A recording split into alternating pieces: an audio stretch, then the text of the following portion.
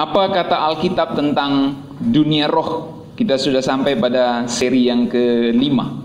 Saudara-saudara, Alkitab mendeskripsikan atau menjelaskan bahwa kehidupan Kristen itu adalah kehidupan peperangan rohani. Efesus 6 dan ada beberapa ayat yang lain yang menjelaskannya. Itulah sebabnya hal tentang dunia roh perlu dibahas dalam kerangka peperangan rohani. Mengapa? Sederhananya gini, kalau kita bahas tentang dunia roh, lalu apa hubungannya dengan saya? Gitu ya. Nah, hubungannya adalah kehidupan kekristenan kita.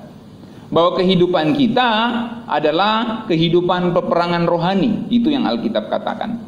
Jadi kalau kita mempelajari tentang dunia roh, maka kerangka berpikirnya adalah peperangan rohani. Alkitab mengatakan kami belajar untuk melihat apa yang tidak kelihatan. Sebab yang kelihatan itu sementara dan yang tidak kelihatan itu kekal. Nah, masalahnya kita ini roh yang tinggal di dalam tubuh. Dan karena roh kita tinggal di dalam tubuh, kita hidup di dunia yang bukan dunia roh. Kita hidup di dunia fisik. Itulah permasalahannya. Oleh sebab itu ketika saya membahas tentang dunia roh, kerangkanya adalah peperangan rohani. Dan dari 4 seri yang lalu yang kita sudah pelajari bersama-sama, saya sudah mengupas atau memberikan kepada saudara pelajaran tentang sejarah alam roh.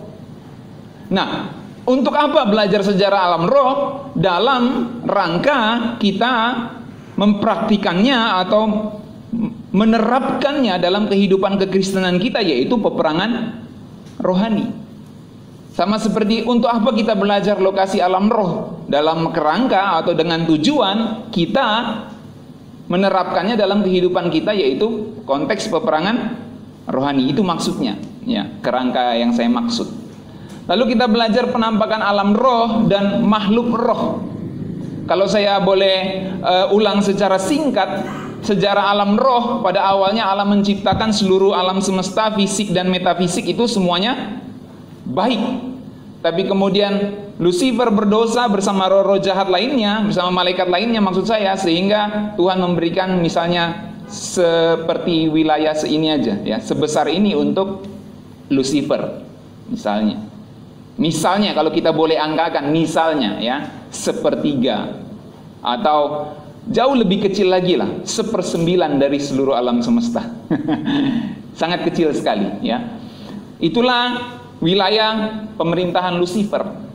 Lalu waktu kita tinggal di bumi, lokasi alam roh itu di mana saja? Jadi lokasi alam roh itu Alkitab katakan ada di sekitar kita, ada di bawah bumi, ada di atas udara, penguasa di udara, lalu ada di bawah air. Jadi ada 4 lokasi alam roh. Nah, lalu kita sudah pelajari juga penampakan alam dan makhluk roh, ya. Alam roh itu penampakannya seperti apa dan makhluk roh itu penampakannya seperti apa, kita sudah pelajari. Secara singkat kalau saya boleh ulang, bahwa setiap penampakan makhluk roh dan alam roh di sebuah daerah, di sebuah tempat, itu sesuai dengan kepercayaan, sesuai dengan tradisi, sesuai dengan legenda di tempat itu, di daerah itu. Seperti saya kasih contoh, di daerah Jawa setannya kuntilanak gondoruo, kalau di Amerika setannya Dracula, vampir, dan lain-lain. Saudara bisa tangkap maksudnya? Jadi beda, penampakannya beda, padahal sama-sama roh jahat, tapi penampakannya berbeda. Misalnya kalau di Indonesia ini ada namanya Nyi Blorong. Pernah dengar Nyi Blorong? Kan ada Nyi Pelet, ada Nyi Blorong. Nyi Blorong itu wanita bertubuh manusia setengah, ke bawah pinggangnya itu ular. Nah kalau di Eropa kan Nyi Blorong itu namanya Medusa. Kalau cincin Lord of the Ring itu di luar negeri ceritanya, filmnya. Tapi di Indonesia itu ada yang namanya cincin genderuwo.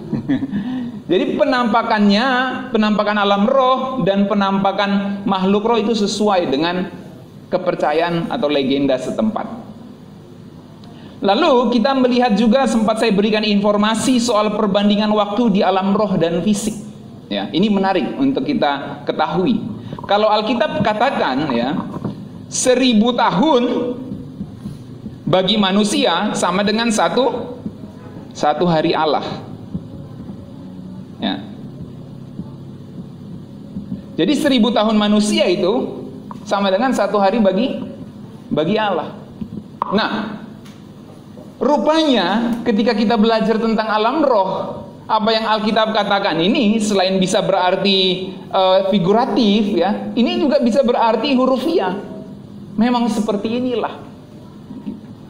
Karena memang kondisi di alam roh berdasarkan kesaksian-kesaksian orang yang pernah masuk ke alam roh, ya, walaupun kita harus tentu menguji kesaksian ini, itu ada perbedaan waktu. Memang di alam roh, ya, ini kan informasi ya. Memang di alam roh itu tidak ada matahari.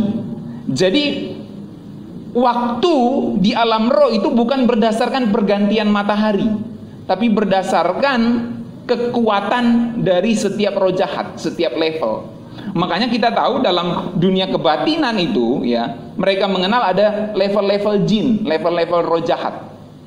Dan ada satu yang saya temukan menarik lagi, bahwa setiap level roh jahat, ya, misalnya level roh jahat yang rendah, satu misalnya pocong, itu tidak bisa belum tentu bisa melihat roh jahat yang lebih tinggi dari dia. Nah, ini saya temukan dalam resources kebatinan. Ya. Nah, ini tentu kita perlu uji. Tetapi kalau saudara menemukan di data Alkitab, Allah Bapa itu selamanya tidak kelihatan. Allah Bapa hanya bisa dilihat oleh Anak dan Roh Kudus.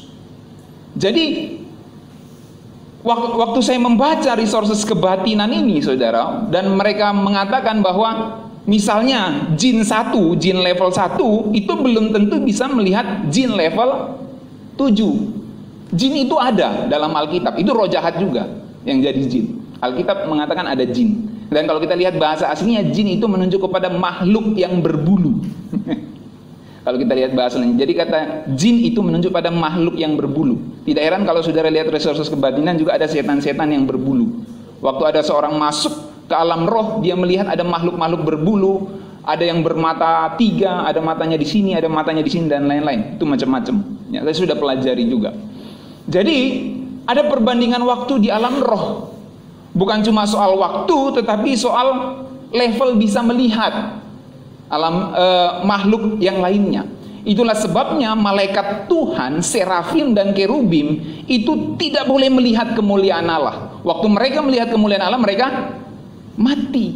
Makanya serafim itu di Yesaya pasal 6, waktu Yesaya mengatakan, celakalah aku sebab aku najis, bibir aku telah melihat Tuhan. Itu yang dilihat Allah anak. Tetapi serafim itu punya 6 sayap, 2 sayap untuk terbang, 2 sayap untuk menutupi kaki, 2 sayap untuk menutupi muka. Sebab apa? Mereka tidak boleh melihat kemuliaan Bapa. Waktu melihat kemuliaan Bapa, mereka mati. Jadi tidak heran kalau kita baca resources seperti itu, mereka punya kesaksian bahwa jin level ini, level 1 misalnya, belum tentu bisa melihat jin level 7. Ini dunia roh. Saudara perlu tahu informasinya.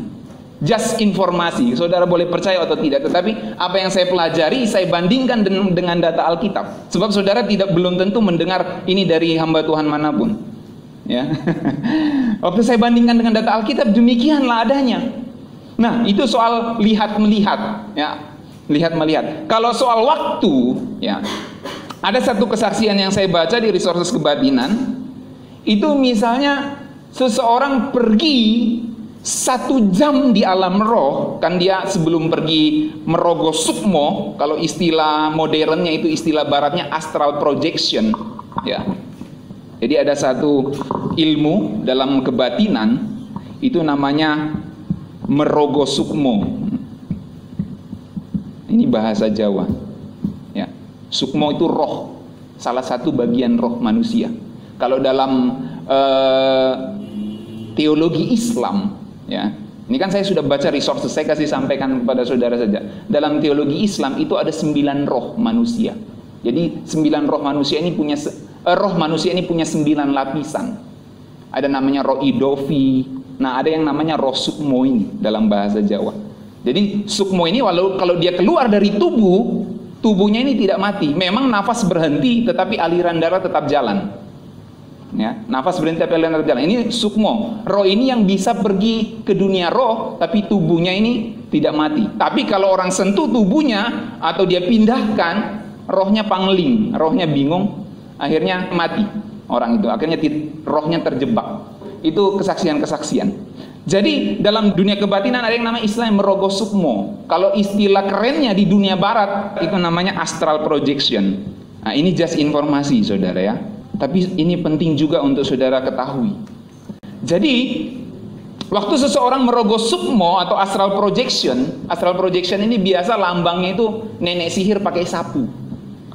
Benar ya? Nenek sihir pakai sapu terbang itu, sapu lidi terbang. Nah, itu astral projection, lambang astral projection. Di mana roh itu bisa keluar dari tubuh, melakukan pengintaian dan melakukan beberapa hal yang lain, ya, termasuk mengganggu manusia. Nah, waktu seseorang merogoh sukmo, dia masuk ke alam rohnya Nyi Roro Kidul. 1 jam di sana menurut dia, menurut waktu di alam rohnya Nyi Roro Kidul itu sama 12 jam di alam manusia. Perhatikan ya, 1 jam di sana, 1 jam sama dengan 12 jam. Itu di pintu gerbangnya, di istana. Waktu ngobrol dengan Nyi Roro Kidul lagi, menurut kesaksian itu 1 jam bisa sampai seperti 30 hari. Jadi semakin dekat ke Nyi Roro Kidul, semakin tinggi perbedaan waktunya.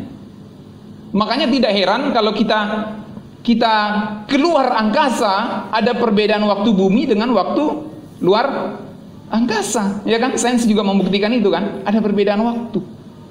Jadi semakin tinggi level rohnya, semakin tinggi perbedaan waktunya.